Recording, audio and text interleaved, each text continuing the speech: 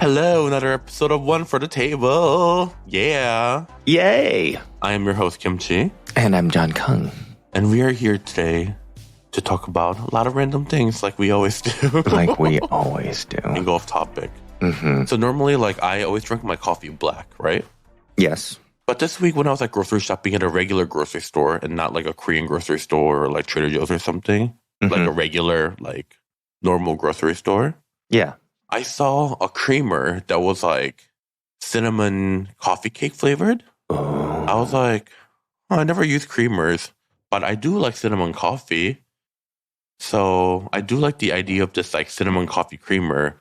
So I got it. Is it delicious? Yeah, so normally when I go to a cafe and then order a latte or something, and then they offer you what kind of milk would you like?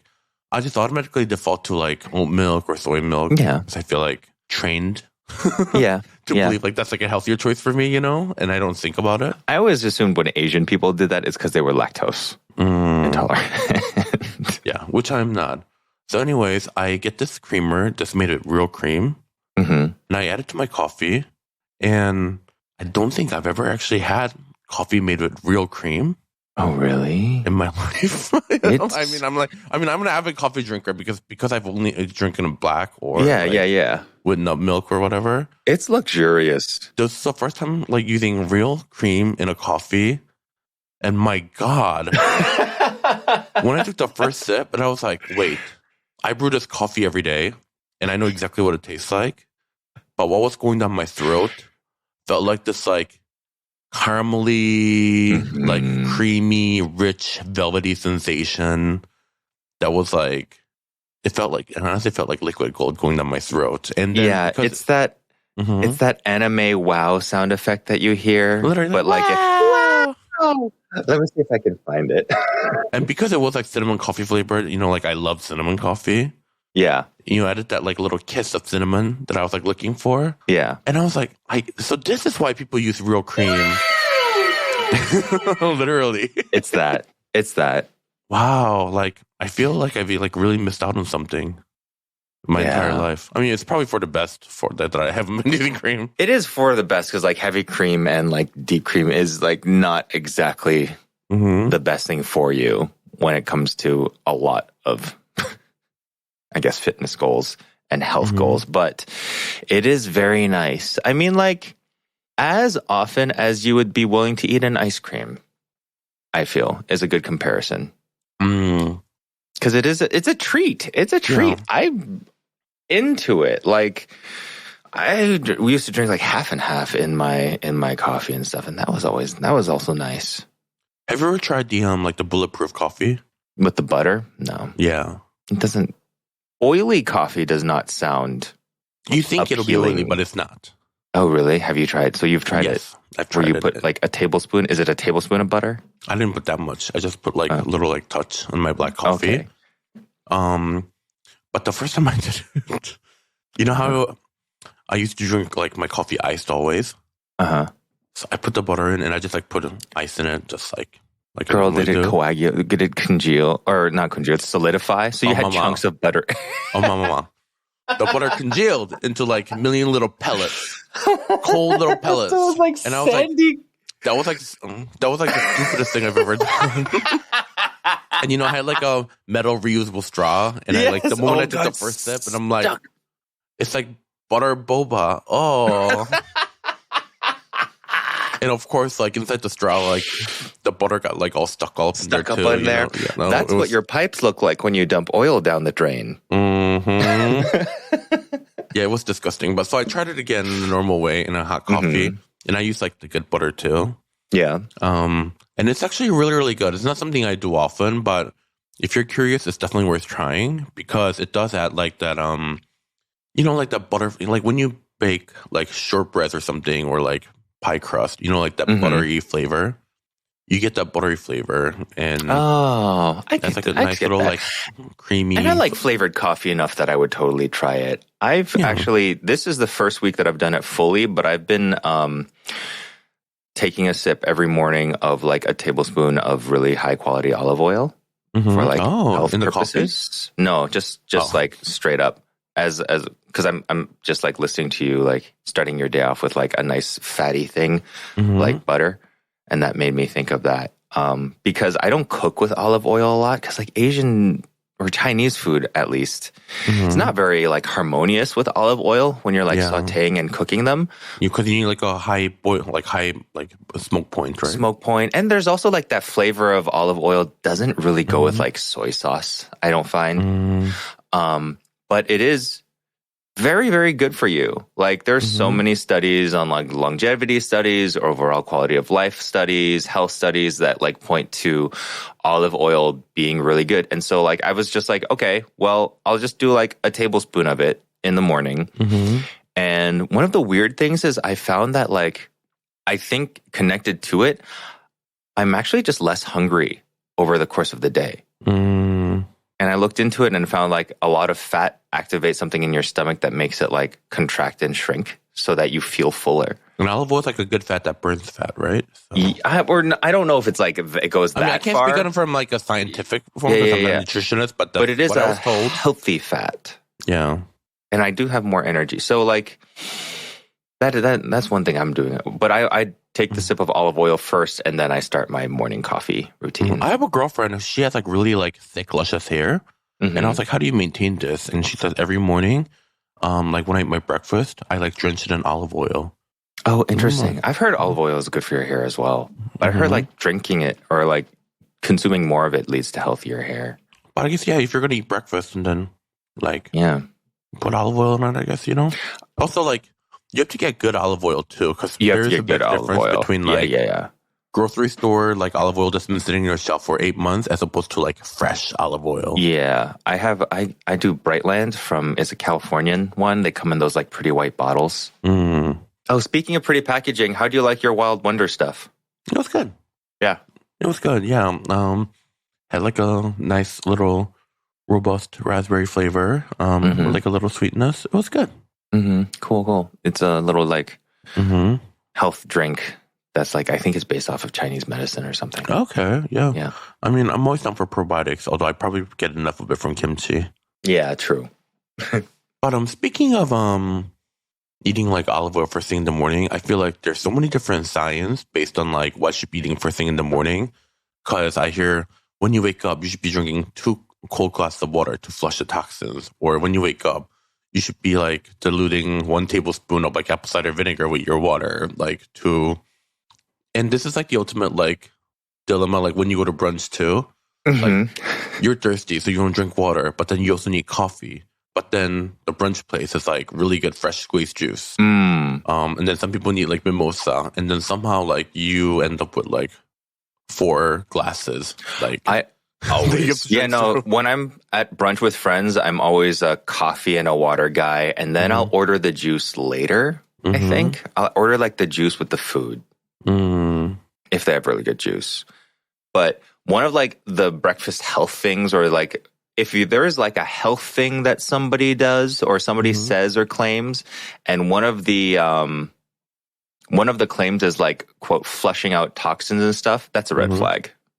Because flushing out the toxins is what your liver does. It's not what anything you eat does. Or another one I heard is like drink 2 glasses of water to like jumpstart your metabolism. I mean, also drinking water like wouldn't hurt anybody. Like we all exactly. It's one of those things. Yeah, we can all stand to drink more water, so I think it's always beneficial. And I don't drink enough water in the mornings. Oh, you don't? That's the first thing I do when I wake up. Drink a bunch of. Oh yeah, I know. I've seen you with your sippy cups. But also, I think because I use like the CPAP machine and it dries out my mouth like throughout the night. Oh yeah. So the first thing I do is like moisture. Moisture. So olive oil is like what you do wake up in the morning then? Yeah, olive oil and a cup of coffee, maybe like an apple or something before I work out, because I don't like to go to an apple. Oh, I forgot you're one of those like you love your apple. I love apples. Oh my gosh. And like have you had any of these like newer varieties of apples yet? No, we've talked about it, and I do not like apples. You don't like it? Oh, that's right. What is it that you don't like about apples? Just like the apple flavor? I love like apple and things. Like I love apple and salad. I love like apple and pastries, but just something about eating just like an apple, Mm-hmm. I do not love. And you know me, like I'm not like picky about ingredients in food. You're not. Like if you don't, I feel like if you don't like something, mm-hmm. I feel like you've given it as many chances as it could possibly have. Yes. Like, and this is one of those things where like sure. I've tried. There's no logical reason behind it. There's no like rhyme or reason. It's not a texture thing. It's not a flavor thing. Mm-hmm. I just don't like it. Yeah. Okay, that's fair. And like every time I eat it, I'm like, why am I eating this? Like I'm not having a good time. See, I love like the crispiness, like juiciness. If the apple is mealy at all, it's trash. I hate it. I hate it so much. It's like the worst. Mm-hmm. A mealy apple, like the Red Delicious apples, if it's at all reminds me of a Red Delicious apples, it is like the grossest thing in the world. But if it is like crispy, crunchy, snappy, juicy, then I'm just like, I want more of this. This is all I want throughout the wintertime. And so I've been eating Cosmic Crisp apples, and they're so good. Oh my gosh. Oh my gosh. Amazing apples. I think my favorite usage of apple is the following two. Like tart apple sliced like thinly, and then like in a sandwich with like turkey and brie. Ooh, yeah. Or like white cheddar and like turkey, like that kind of a moment. Mm-hmm. Or like chopped up and then like one of those like salad with like pecans and blue cheese and as like a nice little like sweet counter to like something that's savory or funky. That's always really good. And I love apple butter. Apple butter is great. Like apple butter should never quit. Apple butter should never stop. Like apple butter is great with cheese. It's good with like good on sandwiches. It's good on breakfast. It's good on pancakes. Not that I don't use apple butter enough. I really need to. I mean, like I feel like Michigan people. I know, like Michigan is like the center of like apple butter. Literally, I feel like the thing to do in apple the fall butter is like ranch. Everyone goes to orchard and then you buy like bags of like apples and then come home and you turn it all into apple butter. I like cider apples too. Oh, you know, I think I loved apple cider, and I think I used to love apple cider donuts when I was young because it was just like a thing to get in the fall. Like when you're from Michigan, it's everywhere. You can't escape it. Yeah. But now that I realize it might be, not to sound Asian, too sweet for me. Apple cider donuts? Apple cider donuts and apple cider. And apple cider. Honestly, if they made an unsweetened apple cider that you could like sweeten on your own, that would be so good. They should do that. I would totally buy that. They should do like an unsweetened cider. It's like a sugar bomb when I drink it. It really is. I wonder if apple cider. Well, no, apple cider vinegar is probably just like apple cider that's just been set out for too long. They should give like raw unsweetened apple cider. That would probably be so delicious. I feel like this day and age, you know, like there's got to be someone who makes something like this. There has to be.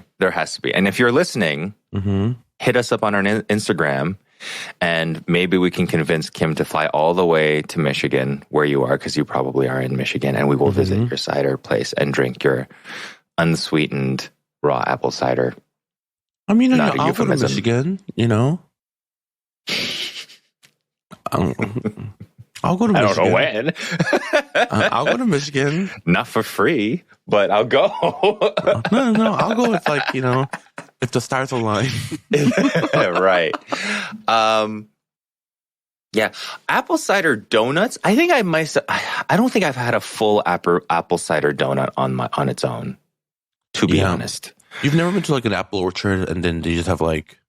I've been to an apple orchard once and I was like, I don't know what it was about it. It might have been like the people I was there with, but I was just like not comfortable. I don't know why. Really? Yeah. It was just weird. I was just like weirded out by like everything about that experience. So I had never gone again. But I'd be willing to give it another shot. But yeah, apple cider, because they also sell like apple cider donuts at Eastern Market on Saturdays. But like they always look so... I'm a person that likes a yeasted donut. I like the donuts that are like a little bit chewy, not cakey. The donuts that just go like that. Like the airy, like... That snap, that smacky, that it makes your... It kind of sticks to the roof of your mouth, kind of... Yeah. Yeah, I like those donuts. I don't like cake donuts and I don't like crumbly donuts. So every time I see an apple cider donut, it looks like one of those. And I'm just like, that looks like it's dry. You know, I used to be a fan. I used to be exactly like you. Mm-hmm. But there was a place here in LA that like specialized in cake donuts. Mm-hmm. And someone like brought a box to like an event that I was at. And there's like different kinds, but this one in particular, it was like a blueberry cake donut. Oh, okay. Yeah, that's a good start. And it had like a lemon glaze. Oh, hell yeah. Okay. And like when I bit into it, it was like 50% blueberry. Ooh. And it was like so moist, and like the crumbly cake like texture like went perfectly with the donut. So it was almost like a moist cake instead of a crumbly cake? Yeah. Oh, that and like the light lemon glaze gave it like that the sweetness and acidity that I love. Of course. Yeah, I was about to say, of course you love it. But the problem is, I've never like took down the name of the donut place. I'm not that I need to like go and eat any more donut, but so especially in LA, like you could go to like I didn't even like really know, so it's not like I can like text this person and ask either. Well, but it was somewhere in LA that this donut exists, and it was really good. Well, if you're in LA and you're listening to this podcast and you know the exact type of donut that we are talking about, yeah, please let me know. And let us know, because I would like to try this too. Again, not that I need to eat any more donut, like but it would be nice to have an option if I wanted to. Did you end up making corned beef anything? I did. You did? And it was such a failure. Oh no. What did you do? I was like, I was inviting over my Korean friend who's never had corned beef before. I was like, I'm just going to make it a traditional way, you know? And it always comes out like moist and all that. Was it dry? So normally, like, I just like boil it, like, you know, till it's tender. Yeah. You know, but then in my TikTok, I was just getting a bunch of like corned beef recipes. So I was like, all right, let me follow this like one random recipe. It looks good. That was a big mistake because it was like the driest piece of like thing that like I've ever made. Yeah. And I've made it so many times, and it's like, isn't it so weird how like when you kind of like boil meat like that, it might have been just like, you know, it just happened to be like you had to give it another hour or something. Yeah, I cooked it in the oven, and the recipe is like, you know, like pour Guinness, and then, you know, like brown sugar and all this.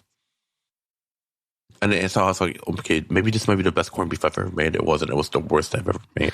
Yeah, I think there's something about it where like when you're like roasting or making meat in liquid like that, like it needs a long time. And because oftentimes like it's better the next day anyway, after it's had a chance to cool in the juice, is better and safer if you're going to make it for somebody to do it the day before so that you know you have tons of time to do it. Also, don't experiment when you're inviting guests over. I actually have, this is a horrible habit of mine too, where it's like I never stick to a recipe. And ultimately somebody comes over or somebody, like I'm cooking for someone and I'm just like, oh, I decided to try it this way. And it was a total fail. And it's very embarrassing. Yeah. Especially, you know, like, I mean, I'm like pretty good at cooking. But to show someone first time like that as my creation, I'm like, oh my God. And you don't want to keep going like, it's dry, I'm sorry, you know, either. Yeah. Because like, you know, as far as you know, they might not think so. But I feel like deep down in our hearts, I knew and they knew that this beef was dry as hell. And you know, you can't trust everything you see in social media. It's true. Also, like, when you're traveling too, when I was in Puerto Rico, I tried doing my grilled cabbage thing.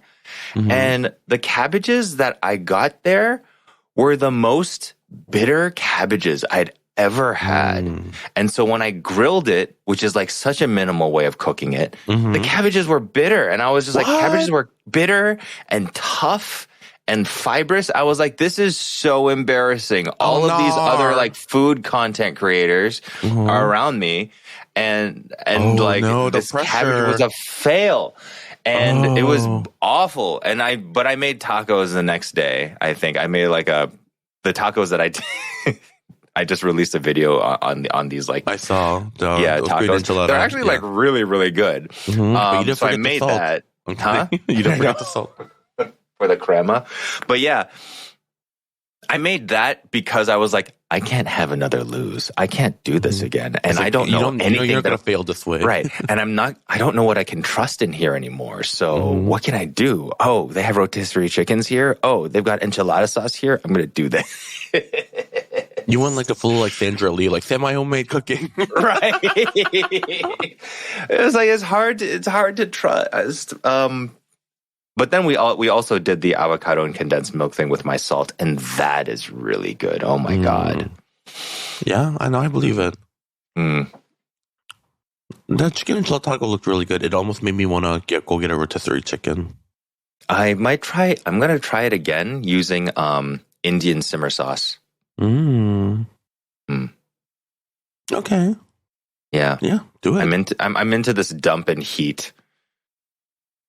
So you've reached the casserole phase of your cooking. I've reached the casserole phase. This is when like Buddhist monks reach enlightenment, where it's like nothing actually matters. Cook from the jar. I mean, to be honest, half the time, all the people that watch cooking content, they're not making dish for themselves. They're not making. You save the recipe, knowing that you could make it one day if you wanted to, but like realistically, it's more of like the satisfaction of like watching it and knowing that I could make it. Right. Than like I can read right now, like showing you how many people. Okay, so let me just bringing up my Instagram. That short rib bulgogi, that short rib kalbijim dish that I did. It has been on Instagram for, I want to say, about a week. I posted it on March 17th. 266 people bookmarked it. Okay. And this pulled chicken, rotisserie chicken, dump a jar of enchilada sauce taco thing. I posted it 1 hour ago. 1,101 bookmarks. I mean, it's like a simple recipe that, It's a simple recipe, and ultimately, it speaks to people. It does. And I do love doing like my complicated, I really do love doing my complicated, like very imaginative kind of like experimental dishes and stuff like that. But I also want people to actually cook stuff that I make. I mean, you want to balance, right? You want to show up your creativity and skills, but also you want to make things that people could actually recreate. Right. I mean, like, I will pretty much try to focus. I like to focus on things that are easy that people can do, and just spatter in with enough like high quality chefy content to like shut up all the haters. So the rotisserie chicken is the way to go. The rotisserie chicken dump recipes are the way to go. And you know what? Rotisserie chicken masala tacos might be next. The thing is, like, there's so many recipes. Like, I look and go like, oh, that looks delicious. I want to make it. Then I read the ingredient list and I'm like, okay, so there's at least like 10 pantry items that I don't have in my pantry currently. Yeah. And I don't want to go out and buy these like spices and seasonings just for this one recipe that I might make once, if not maybe twice. Oh, well, maybe I could try it with like pre-cooked, like pulled pork from Costco. Is that a thing? I don't think I've ever seen that at Costco. Costco sells barbecue pork shoulder, pre-cooked. And then I also saw that they sell like brisket tips. Oh, okay. Pre-cooked. There is like a lot of pre-cooked meat out there at like the Costco's and stuff like that, because a lot of restaurants use them too. Yeah, I believe it. Like if you do it.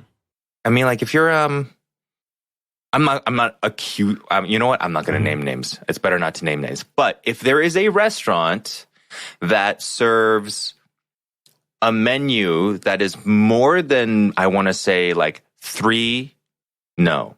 more than 2 pages of entrees, chances are the meat is already cooked and came in a like sous vide bag that they just reheat. I know people are like shocked to like learn about like how fast food operates. All the fast food restaurants, literally the kitchen staff literally takes like a frozen bag, Yeah. boils it, plates it, and then it's off to the table. That's how they quality control, you know? Exactly. And like there's quality control, there's safety, there's standardization, all that stuff. Unless you're talking about like burgers and stuff in which they do cook on a grill or a steamer or whatever. But I mean, do you think they cook all of that stuff at Cheesecake Factory in the kitchen? No, as someone who's like witnessed the magic, it's literally like all frozen and comes in a bag. And Right, exactly. It's just plated on like a really big heavy plate, so you feel like you're getting your money's worth. Which is so brilliant. Oh my God. Yes. Honestly, a big heavy plate and some parsley sprinkle. Have you seen like some of the things like people trying to eat like the most calorically dense thing at a Cheesecake Factory? Yes, and I think it's so stupid. Like, why? Like, this doesn't please me to watch it. Let me see. What is it? Or when like people do, eating like 10,000 calories a day, like challenge. I'm like, why? Like, who are you challenging this for? I do watch one person who does that, but he's like a 6'7" bodybuilder. Oh, okay. Well, if you're a bodybuilder, it's a different story. Yeah, I was like, oh my God, I want to see this absolute giant of a man eat a literal sheet tray of steak. I'm fine with that. What are you looking up? Oh, I was looking up like the most unhealthy things that you can buy. Well, unhealthy, but like most calorically dense things that you could buy at like Cheesecake Factory. The number one is fish and chips. Whoa. Food at Cheesecake Factory are like shockingly really caloric dense. 2,160 calories for a plate of fried fish and French fries. And I know their nachos have like so many calories too. Their nachos? No. There's Louisiana chicken pasta. 2,000. Oh, the fish and chips are the most. Apparently, it looks like. And their like cheesecakes are like easily like 1,500 calories each. Yeah, but that's not all that surprising. You can blow like nearly 1,000 calories out of getting like a venti frappuccino at Starbucks. I'm pretty sure. Yeah, it's crazy. Like you have to like spend so much time on the treadmill to burn like 200 calories. Like 10 minutes for 100. About yeah. But like consuming 200 calories like a second. Oh, easily without a, like 200 calories is like 4 pieces of beef jerky. Yeah. Or a bite of a cake. Yeah. Which actually makes drinking a tablespoon of olive oil not that bad at 140. Yeah, because when you start eating like whole foods. Yeah. Like not the grocery store, but like whole foods, right, you realize foods, like there's the payoff of like eating whole, Yeah. Lately, I'm doing this thing where, not that I was like eating so much chips, but like if I want something crunchy, I snack on sugar snap peas. Oh, that's a nice one. Mm-hmm. And it's like a pretty good substitution. It's like very satisfying and very crunchy, but also like refreshing and like a little sweet. I do a lot of crudité. Mm. I just keep like carrots and romaine lettuce. I like that lady who does like cabbage chips or lettuce chips, or she tried calling it, and I was like, this is crudité. And I like having like baba ganoush and hummus and lots of toum, lots of like that Lebanese garlic stuff. It's so good. Costco sells toum too. Do they? Yeah. Nice. It's actually pretty good. But I put mine like on the shelf, like the door. Mm-hmm. And when I was opening it, like it came out and like down. it fell. Oh, and my entire kitchen smelled like toum for 3 days. Oh no! And I wiped it up clean, but like my dog, it's hard because it's oil. It's a garlic oil. Yeah. My dog was on the kitchen floor, just like licking it. I'm like, you got to stop that. It's really good as a spread on sandwiches, but if you use toum as like a replacement for like sour cream, it's so nice. Oh, it's so, because it's like spicy and sour. It's pepper. Yeah. It's delicious. Oh my God. But use it sparingly, right? Because it's still calorically dense. It's very, very dense. Oh my gosh. But it's also like flavor packed. So worth it. And garlic. And garlic is good for you. So. Yeah. But also, I mean, there's plenty of good things. Like it's just good for you, but if you overdo it. Yeah. If you overdo anything. Yeah. The other day I tried elephant garlic for the first time. What'd you think? It was huge. Yeah. But it's not as pungent, though. Not as pungent, but it was nice to slice it thinly. Oh, yeah. But like keep it big and then eat it raw with like Korean barbecue.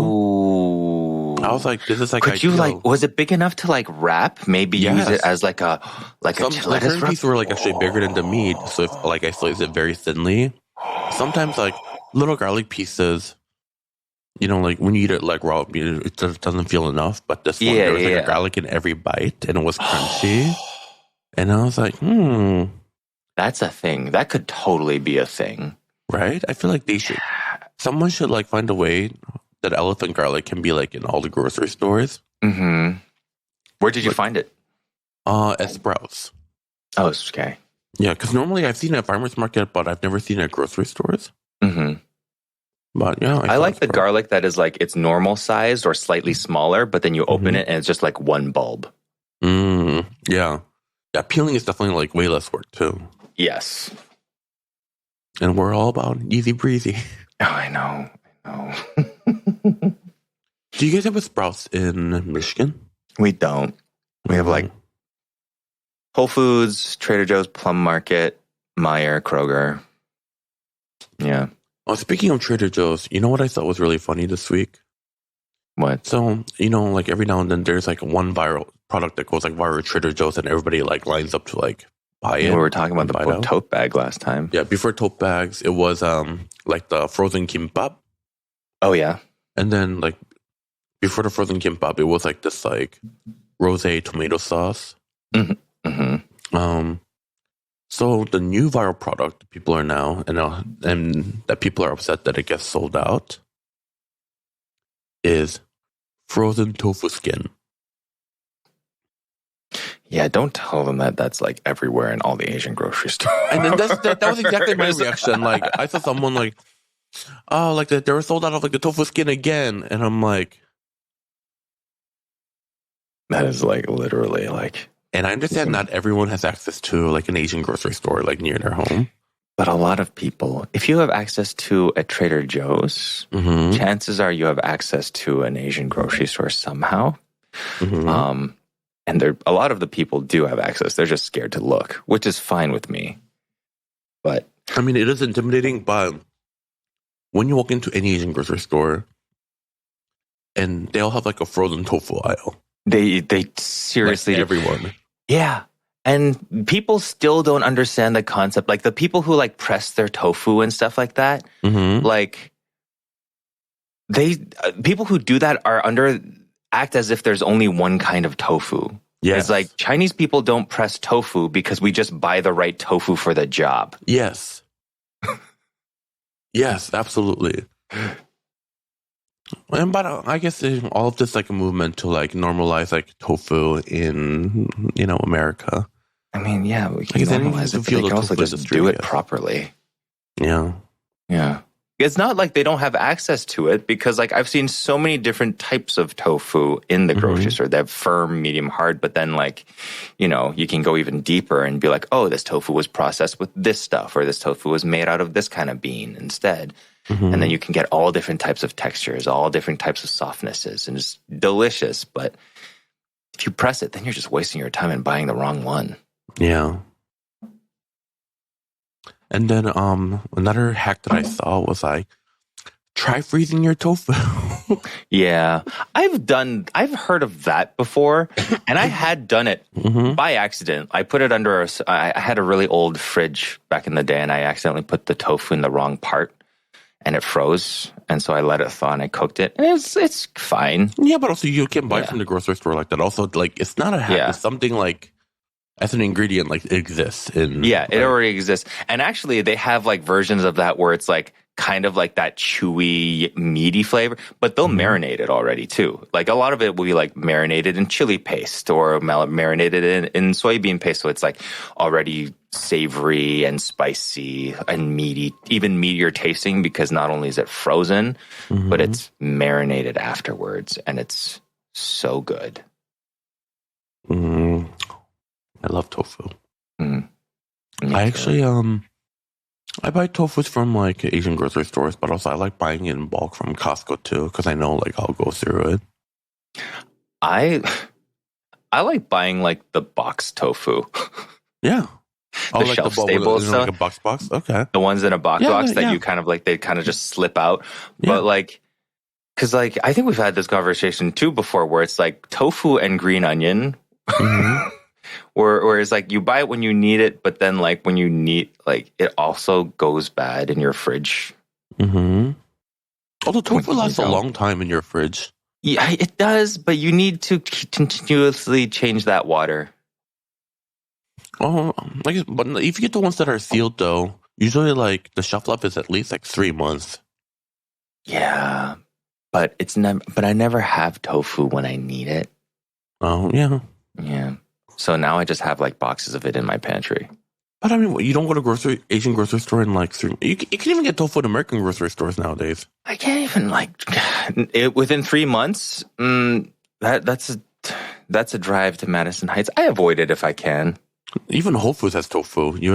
Like, not the tofu that I would drive for. Mm-hmm. Yeah. So you'd rather buy box tofu?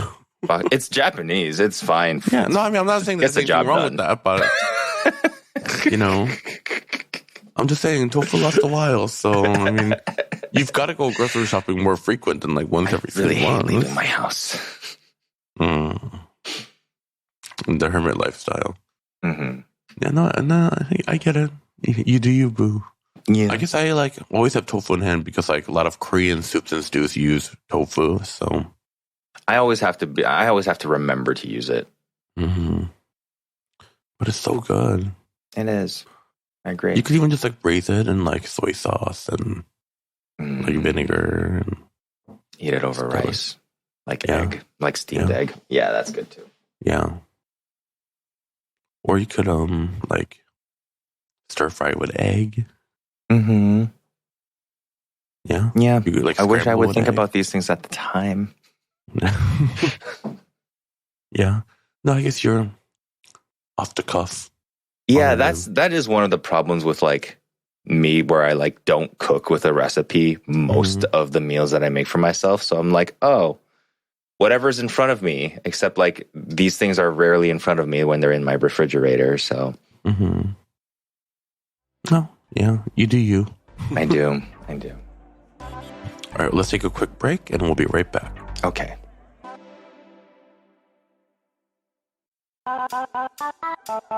So John thinks this dumb chicken video might be his best performing video.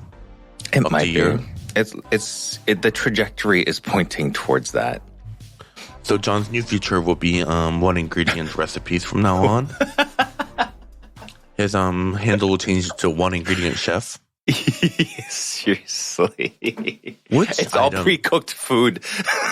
Which item do you think will be the best for a one ingredient cooking? What would be the best thing for one ingredient cooking? Oh. It's probably like a processed food or something. Like a hot dog. My answer is egg. Egg? Oh, that's a good answer. Super so many versatile. things you can do with an egg. Yeah, I feel like that would be the thing like every normal chef would have said, but for some reason I went to hot dog. You can take a boy out of Michigan. You can't. No, you can't take a boy out of Michigan. He's because I'm still here. But you can't. Mm. Okay, so earlier when we were talking about sugar, yeah. So many people are doing this like no sugar like challenge for like 30 days.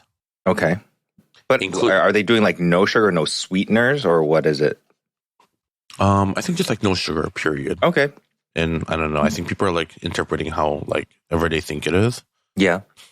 But my favorite person right now in the world that's doing this is Carly Rae Jepsen. Okay. Every day she's been posting her no sugar journey. Yeah. She's currently on day 4. Oh. But this is yesterday. Day 3, no sugar update. Sadly retired the idea of a little morning chocolate. Accidentally cheated twice because turns out there's sugar in everything. I've just been a little crazy. To my surprise, I still have a boyfriend, so yay for that. And that was day 3. Okay, so day 4. Okay, it says day 97,638 days of no sugar. Okay, day 4. I can't recall what happiness feels like. I no longer feel the need to wear real clothes in public. Sweatpants or pajamas will do. Cheese has become extremely important to me. Oh my God. She's so funny. Oh my God, that's amazing. Day 4. Day 4. Day 4. But like, I feel like you should be able to have natural sugars, like natural sources of sugar, like fruit or stuff like that. Is she cutting it out completely? I don't know. Because you should ask her. Even down to that, like your body needs that.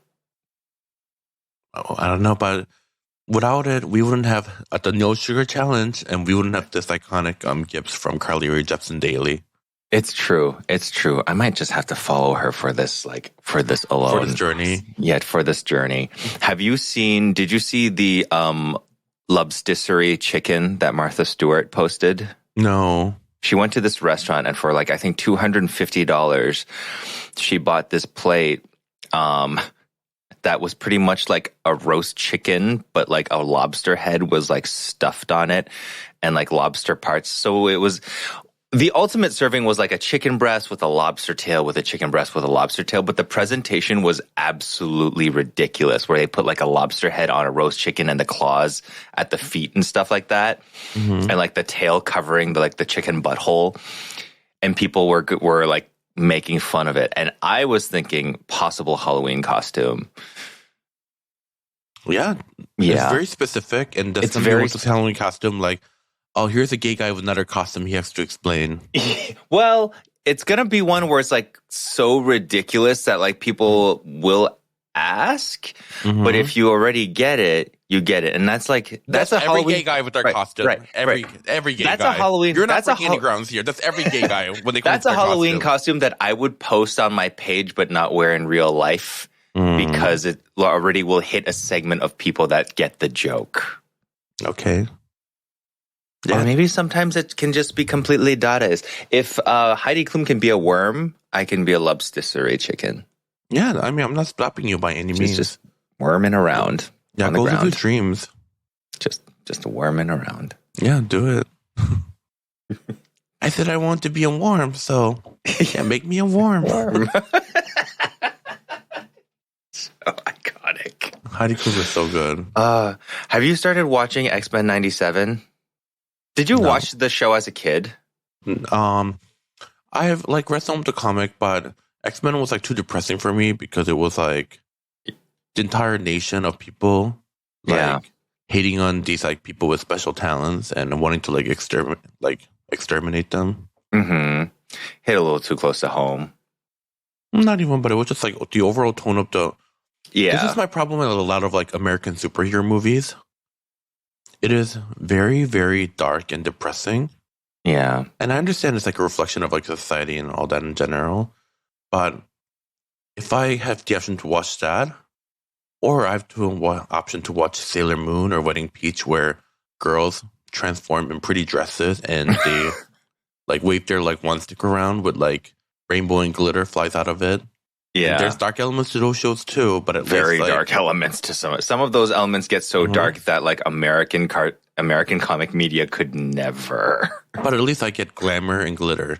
It's true. It's true. American superhero, you get ugly costumes, and super just body things, which is mean people. Yeah, that are traumatized. I have started watching it, and it is extremely nostalgic, but it's also very gay. It's very, very gay, and so good for that reason. I mean, in the original, the fact that Cyclops chose to wear a suit that is a dark blue, but then he decided to wear yellow Speedo panties over. Oh my God, yeah. For sure. It's all gay. I understand it's of its time. It's not just gay. It's 80s. Is it 70s, 80s Like, it was of that era where just everything was gay and nobody knew. Yeah. But like, original Cyclops like design is probably the gayest costume. Mm-hmm. And they brought it back, baby. Oh, did they really? And they made it gayer. They made it gayer. Wait, let me Google this situation.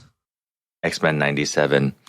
And look for, like, Google X-Men 97. Look for the video of Storm entering, like Storm's entrance in X-Men 97. It's pure, unadulterated, uncut gay. What streaming service is this on? It's on Disney Plus. Oh God, another thing I have to subscribe to watch. Oh, you're not subscribed to Disney Plus? No. You get Hulu for free when you're subscribed to Disney Plus, though. Oh, I already have Hulu. I don't know how that works, but okay. Whatever. Yeah. But all right. Well, maybe I'll watch it one day. Mm. I just have other things I need to watch, like Physical 100. Are you watching Physical 100? Oh, is that the Korean reality show? Mm-hmm. No. Why not? I don't really like reality shows. Yeah, but Physical 100. Or challenge shows or something like, or unscripted. Like, I think RuPaul's Drag Race is the only unscripted show that I've ever like watched more than 2 episodes of. Oh, not including Great British Bake Off. What? What was that? Nothing. Oh. Go. Gay. Stupid. No, but I feel like you should watch Physical 100 because I think you would find and really enjoy it, man. It is a reality challenge, but it's shot very, very beautifully. Okay. The cinematography is great, and like the homoeroticism aside, you get to see like 100 like athletes in Korea, like men or women. Mm-hmm. And they first like enter, and then there's like these like statures that's exactly like their body. So then they have to go find like their statue and like stand there. And the first challenge this season is they all have to run on treadmill, and whoever runs the furthest distance in the treadmill. So then there's all these 100 people in a room with 100 treadmills all running at the same time. It's just at the same speed. It won't a treadmill where like. Oh, it's like one of those where like the harder you go, I know exactly what one you're talking about. You control the speed, you know? Yeah. But yeah, it's just shot like very artistically, and it's really interesting to watch and how like these people tackle the challenges and push themselves. Interesting. I wouldn't recommend it if I didn't think you'd enjoy it. Yeah, true. Maybe I'll watch it when I come over to your house. Or just watch it at home. You don't have to come over here to watch it. Okay. Watching the comfort I of your watch own so home. many things that I would normally not watch when I'm at your place. Like, what was it? Runway? Project Runway? Runway. Would have never watched that. And then 2 episodes in, I'm like hooked.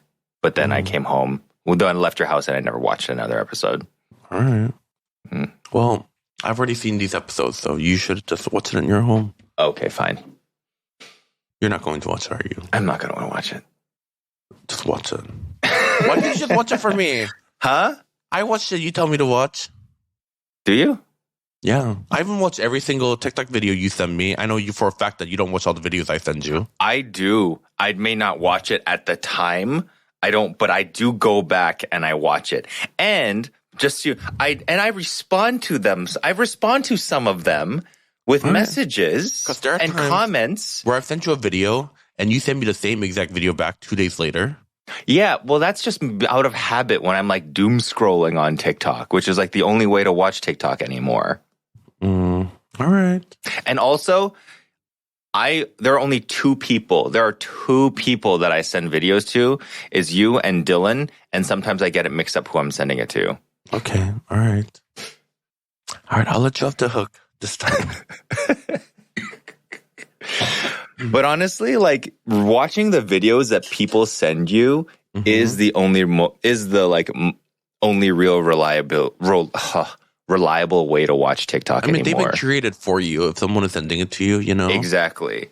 And they think it relates to you in some way, or you'll find it entertaining. In some way, like the For You page doesn't do that anymore. The For You page is trying to sell you shit. So now it's just like, oh yeah, private messages, videos and private messages, elite video, curated. I mean, yes, there's a lot of junk, but this week, the hot topic is Jennifer Lopez slander. Oh my God. Every other video that I get is either people sharing their personal experience with Jennifer Lopez and how awful it was, yes. Or people like digging up past videos of like Jennifer Lopez and things she said and fact checking them. Yes. Or people just like dragging Jennifer Lopez and why she's no longer relevant. You see the one girl who went to like school with J-Lo and was like, "You're not Jenny from the block." You went to like a Catholic girls' school. You have to. There is one that went to the same school that she did. Oh my God. He went to an all-girls Catholic school. Like the whole like Jennifer Lopez is done movement just came out of nowhere. And obviously it's not going to affect Jennifer Lopez's like day-to-day life. No, of course not. But it's so funny because in a way I feel like she probably objectively she's a great actress. Like she should stick to that and just not make actually music. Like Enough was such a good movie. Of all her movies, Enough is the one. That's the one that came to mind. Movies. Enough, and what's the one where she went into the guy's mind? Oh, I know exactly what you're talking about. I just can't think of it. That was a beautiful movie. That was during like The Cell. That was like The Cell. Yeah, that was like during the era of film where people were really into like fucking surrealism, like Eternal. No. Eternal what was the Sunshine or Donnie Darko or Donnie Darko? What Dreams the May one with Come. Robin? What Dreams May Come? Oh my God, that was such a good movie. That's the Robin Williams one, Going to Heaven and Hell. Yeah, they don't make those kind of movies anymore. So good, so good. Yeah. Oh my! If you've never seen What Dreams May Come, basically it's Robin Williams and like the most creative interpretations of heaven and hell you have ever seen. Like it's it like is dealing with like grief, you know. When it was a painting, yeah. When it was made of paint, like oh my god, so good. And the reason why we don't get film like that anymore is because all the movie studios are owned by private equity firms and like it's all about conglomerates and stuff and like that. And they're all worried about turning a profit, and art does not necessarily equate to profit. So just remember that. Good content only comes from people who actually want to make art. It's true. Yeah, it's so sad. Because I was just thinking today too, like, I mean, 90s and 80s, there were a lot of problems. And here is the thing, though. In the 90s and the 80s, they were saying music was going to shit back then, too. But, like, they didn't really... But at least back then... Even though the music industry were like, they were run by executives, they were run by executives in the music industry. So yeah, it did get a little more formulaic, but like now it's not executives in the music industry that are determining what music. Now it's like freaking CEOs of conglomerates and business people going like, oh, people like this, it's a trend, follow the trend. Like, don't try to experiment because there's no money in experimentation. But it's not even that. It's not even music anymore. It's fashion. Fashion is the same way. Couture is not the same as couture used to be back then. Everyone wants to do like ready-to-wear fast fashion and stuff. But now we're also seeing it in engineering. Hello, Boeing. Yeah. Yeah. That's what happens when like pleasing the shareholders is more important than making a safe fucking airplane. I mean...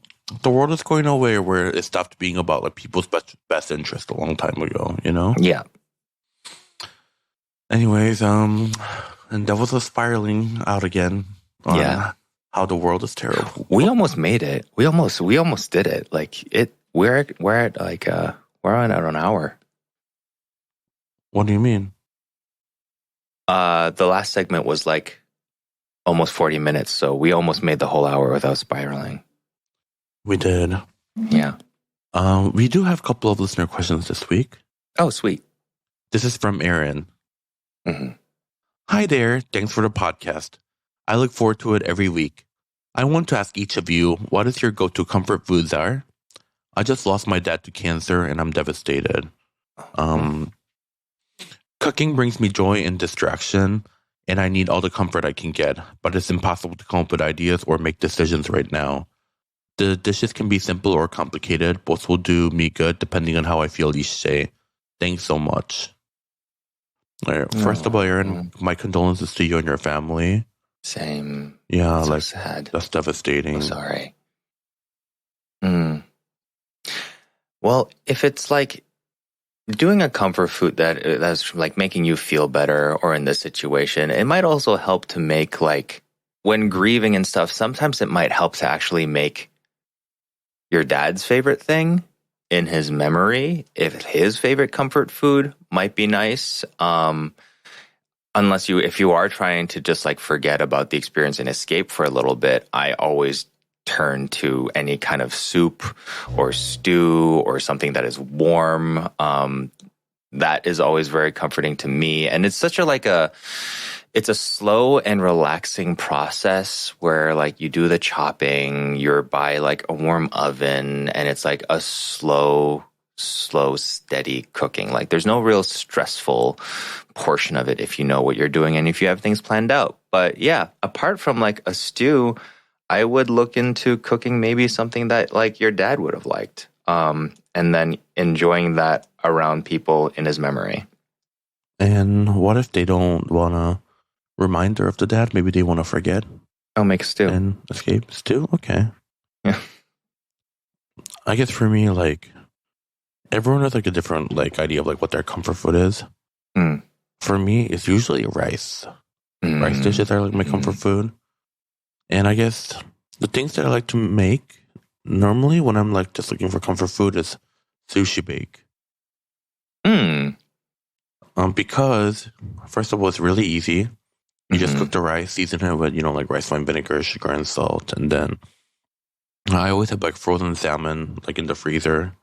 I usually have like cream cheese and like scallions and like mayo and sriracha. So yeah, so I just like mix all those ingredients up and put it on top of the rice and then bake it and then eat it with seaweed. So it's like more convenient than like making like sushi, but you get the flavors of the sushi. Yeah. But then also it's really easy to eat, easier to like store the ingredients or the leftovers if you don't finish it. Yeah. Very good. Yeah. But so that's personally for me, that's what I would do. But again, I hope you and your family are staying stronger than ever and also loving one another at this time. The next question. I don't know what this person's name is, but hi, my angels. I'm such a devoted fan of your podcast. It's absolutely the best and most healing vibes every single episode, no matter what the topic or trajectory things end up going. Oh, God. I blame John's ADHD. Yeah, it's me too. I'm just pointing fingers at everyone but me. You give me life when I'm on the way to work or simply any other time I'm feeling like hell. Thank you both for that. I want to ask a fairly non-food related question, although who's to say how astrology might affect food preferences? What are your sun, moon, rising signs? It's just a hobby of mine, which is why I'm curious. You both give me earth sign energy to me, but who knows? Are you an earth sign? I have a co-star. I don't know really anything about like Western astrology. You got to know what your astrological sign is, though. I know my sun sign, but I don't know like what it means. And I know, okay, here I found my sun, moon, rising. I have the co-star app where it tells you everything about you and like how your day is going to go. But I just do it to show people my chart when they ask. So I am an Aries sun, which I know is a fire sign. And I am a Gemini moon. And I hear that's a red flag for some people. And then I am a Pisces rising. Okay. I know what my sun and moon sign is. I don't know what the rising signs are. My sun sign is I'm a Leo. I'm a fire sign. And then I'm a moon Taurus. Is Taurus a fire sign? I think Taurus is earth. Let me Google. I guess it is earth sign. So I'm fire and earth. You're lava. but I don't know what that means. I don't know. Astrology. I mean, I think it's fun, but I like also try not to like focus on it too much because I feel like Yeah.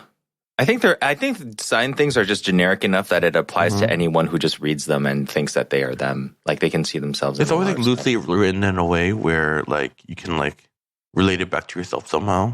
Yeah. They're like, oh, like someone with astrology like results would be like, you're passionate about the things you like.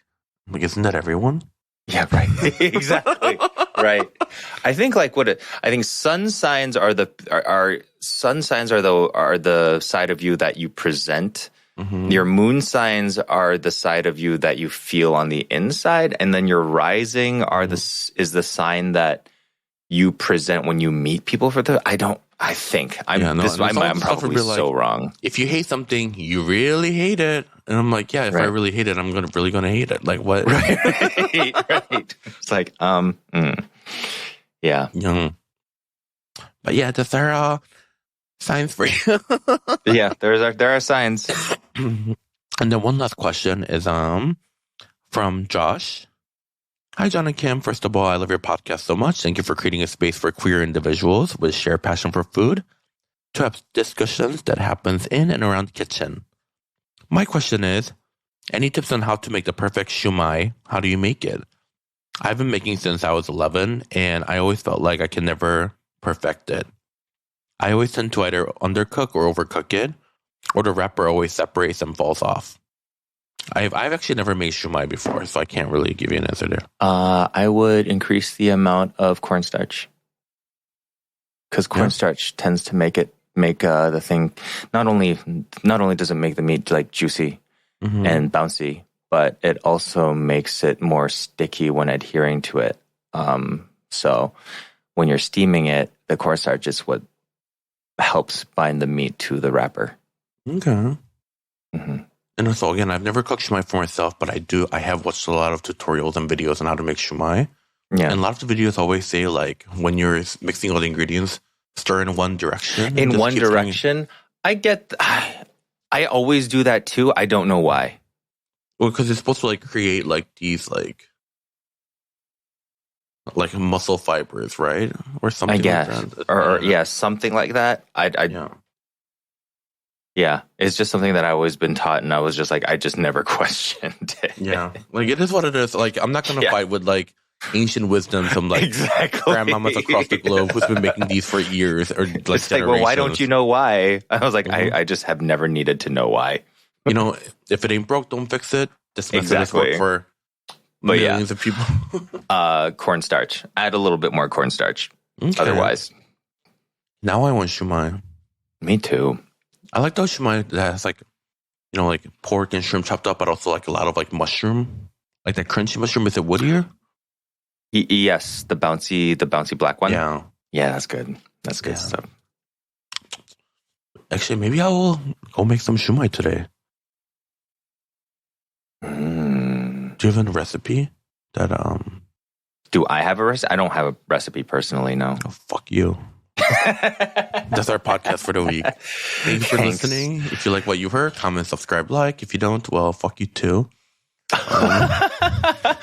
Oh, I'm gonna do a shout out for our friends really quick. Literally Gasians has a Patreon that they do that I'm actually in the process of joining right now. So if you listen to that one, just know, and maybe you can like support them and support gay Asian, queer Asian podcasting, not just ours. We're good friends with them. We've actually been on their podcast. And separately. They're good people. Yeah. And one of them is unemployed. So if you like their podcast, subscribe. Yeah. They're both expensive. Yeah. People. Yes. Yeah. But one just recently got a job. So kudos to that. But they haven't started working yet. So they still need money. Okay. Oh, their graphic for your episode is so cute. It's like really detailed. Oh my gosh. He was like showing me, and you know me, like I don't really like look over anything. So he was showing me like, did you know that there's like a picture of butter in there? And I'm like, no. And I was like, oh my God, I didn't even notice all the detail. I just saw one big giant thing of me. Got you and with your like sushi, your what was it? Your Grubhub thing? Postmates thing. Sorry. Oh, that's really great. Yeah. Yeah. Okay. That's it. All right. So thank you, everyone. And if you have a listener question, don't forget to ask us on our Instagram, one for the table. That's number 1 for the table. And until next time, have a fabulous week and move to LA. Just kidding, don't move here. It's overcrowded as it is. Yeah, I was about to say. Bye, everybody.